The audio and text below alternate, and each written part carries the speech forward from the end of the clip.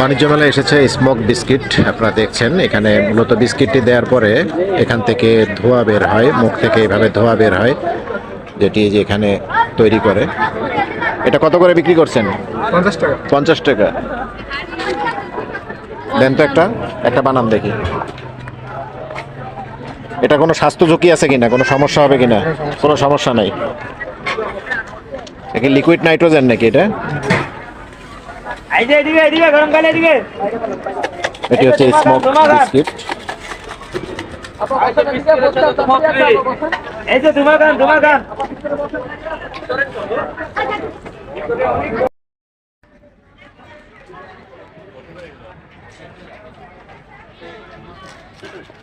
কোনো ক্ষতি নাই তো?